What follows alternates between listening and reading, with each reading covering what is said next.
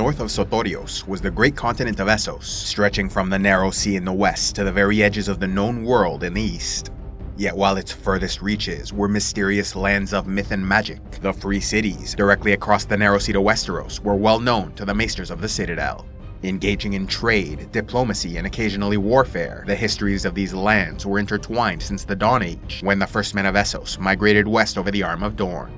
Years later, this connection continued between the Seven Kingdoms and Free Cities, 9 powerful city-states, 8 of which were founded or conquered by Old Valyria, before eventually gaining their independence when the once lush, beautiful lands of the Valyrian Peninsula were shattered and left a smoking ruin.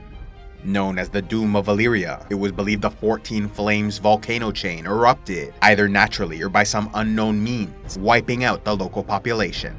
What remained was a land plagued by terrible diseases and a haunting presence where travel was eventually forbidden by Westerosi kings. After such a sudden tragedy, the fallout resulted in a century of blood, where former Valyrian settlements like the Free Cities struggled to secure their newly won independence. Starting in the north, there was Lorath, the poorest and most isolated of the Free Cities, a bleak settlement upon a stony island, ruled by a council of Magisters under the Harvest Prince, Fisher Prince, and Prince of the Streets. The Lorathi Isles were originally inhabited by ancient maze makers, but after their fall were contested by numerous peoples, until united under the Andal king Carlon the Great. Expanding his empire, Carlon conquered much of the Andal North, but met his end after attacking nearby Norvos, a city of the Valyrian freehold, which sent their dragon lords to destroy the enemy king in the scouring of Lorath. In 1436 BC, Valyrian worshippers of the blind god Boash settled a colony on the largest island, where they practiced their strict religious beliefs, like absolute egalitarianism, refusing to eat flesh or drink wine, following eunuch priests, walking barefoot, wearing simple clothing, and denying the self, referring to themselves as a man or a woman instead of I or me. The city Carlon could not conquer, Norvos was once populated by an ancient civilization, before finding itself settled by hairy men, who were then driven off by the Rhoynar. Left abandoned for a time, it was claimed by religious dissidents from Valyria, seeking to establish a theocracy ruled by secretive bearded priests that hid the name of their god and practiced ritual flagellation. As only priests were allowed to grow beards, men favored long mustaches, while women shaved off all their hair but wore wigs to receive guests. A unique feature of this region was that the people's lives were governed by the ringing of 3 bells, which determined when they slept, rose, worked, rested, prayed, and had intimate relations.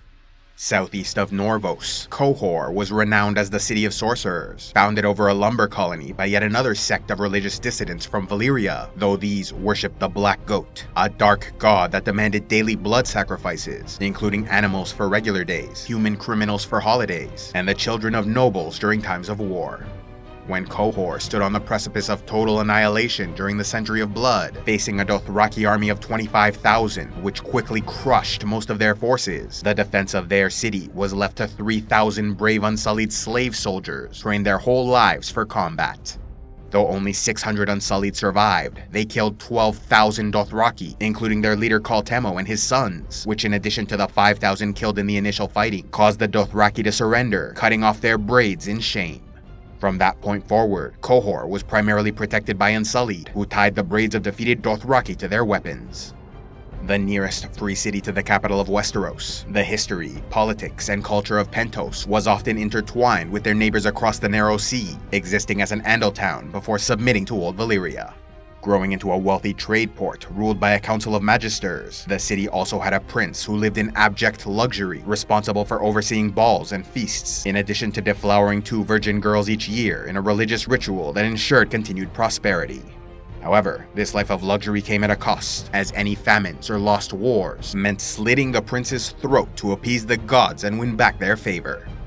Located in the south of the continent, the sister cities of Myr, Lys, and Tyrosh shared culture, customs, language, and religion, but were nonetheless embroiled in endless wars over the fertile lands near their borders. Ruled by a conclave of wealthy magisters, Myr was an artisan city known for producing goods of exceptional quality, founded by Valyrian adventurers that conquered an Andal city, while the island realm of Lys was famous for training pleasure slaves, as they were a people of incredible beauty, sharing the physical traits of Old Valyria, including silver gold hair, fair skin, and violet eyes. Ruled by a conclave of wealthy magisters, under the first magister, Lys was founded as a trade port by wealthy Valyrian merchants, and while some few dragon lords on the island survived the doom of Valyria, the people rose up and killed their dangerous dragons.